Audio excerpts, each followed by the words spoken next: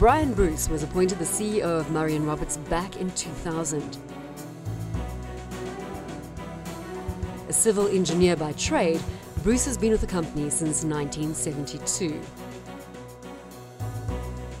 This is Captains of Industry.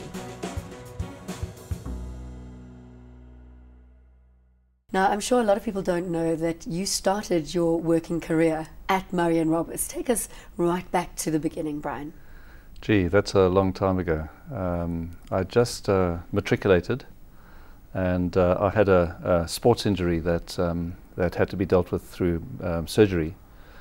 And in those days, we were balloted into the military, and because of my knee injury, I was let off army training. So I was a bit of a loose end. And a friend of my parents offered me a job at Murray & Roberts, or Murray & Stewart as it was then. I had the desire to become an engineer, and so I quickly worked out that to get a bursary, because my parents would have struggled to put me to university, easier to apply from a bursary from inside the company. So I joined as a wage clerk, and after about 3 months applied for the bursary, and then I got into a process. Well, the big question now is how you go from being a wage clerk to CEO of a top 40 company. Well, I think in the first instance, the key issue is that I never had sort of a great driving aspiration to get to the top. My principal objective was to be competent and to deliver successfully whatever responsibility I was given. I didn't have a lot of money. I had to work every single holiday and break that I had at university to make the money that I needed to have the extras just to live in that environment. And so by the time I graduated, I probably had about 2 years cumulative experience in the construction industry. And that gave me a head start on my colleagues. Is there an art to playing the corporate game? I had a mentor at one stage who ultimately was outed out of the company, I guess as a result of a number of sort of changes that were taking place. And essentially he just didn't fit into a new structural environment in the organization. And I was doing a major project at the time, and he came down to see me and said to me that look, this is his fate. He's going to have to go. A lot of politics. I hadn't really been in any corporate environment at that stage. I was still out in the projects environment. And he gave me one piece of advice. He says, politics is a feature of business. He said, it'll always be there. Make sure that you are aware of it, but don't ever play it. In your career at Murray & Roberts, have you ever made any mistakes that you look back on now and think, I wish I hadn't done that? I've made many, many mistakes. The key thing is, do you learn from them? And the most important thing is, are they that critical that they are fatal? So I guess that most chief executives and most executives, when they look back over their careers, their biggest mistake is they don't take actions early enough to fix things that were fairly obvious at times. And I suppose that I'm in that same category. So you work on the basis that things are okay, or they may get better, but the truth is they never do. How do you define your leadership style?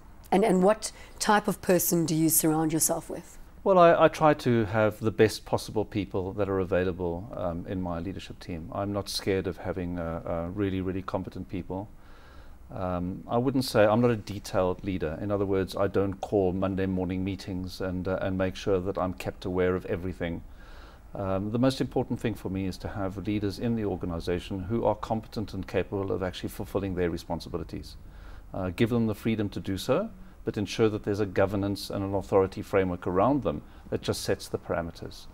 That has its risks, because sometimes, in fact, people aren't able to deal with some circumstances that might arise at a particular time, and so you start to get failures. The critical thing then is to step in and take action, either support the person involved, take them out and change them. I tend to do quite a lot of organizational change over a period of time. Let's look at a tough period for the Murray & Roberts Group, and I now mention November 2008 to March 2009. In 4 months, 40% of your order book was wiped out. Was that one of the toughest environments you've had to manage through?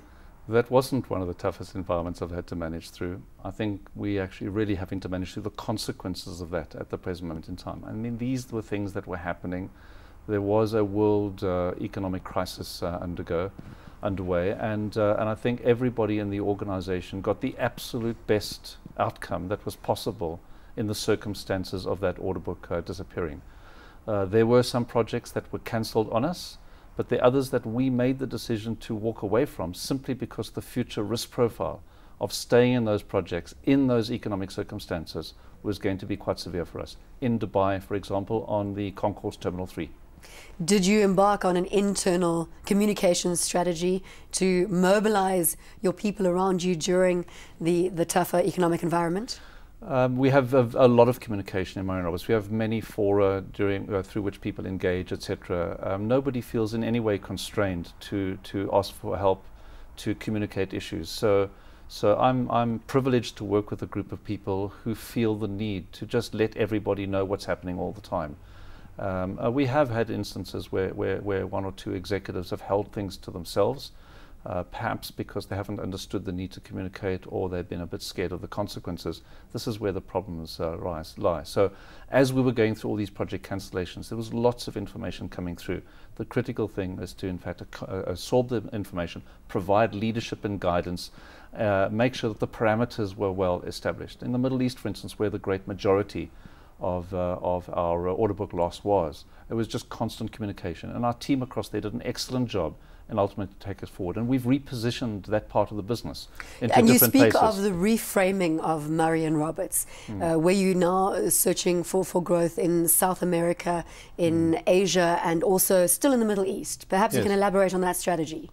Okay, well, I think it goes back a while. I was very fortunate in the early 1980s to spend time at MIT in Boston. And I worked with a venerable academic at the time called Professor Jay Forrester. And he had this young lecturer called Peter Senge. And I did a specialized program with them in organizational development. So here I learned, I suppose, as an engineer, that hierarchical structures don't offer the optimum outcome. And as an engineer, most people are heavily left-brain oriented, as we say. And so they tend to see things in very clear black and white perspectives. So organization is quite structured. I've developed a sort of non-structured organizational framework, as we call it. Reframing Marion Roberts is essentially that. It's just adjusting the framework on the basis that we're very comfortable with our strategy. But to change the outcome of our strategy, we need to constantly just adjust the organization. So the byline to Reframing Marion Roberts is the same picture but different context.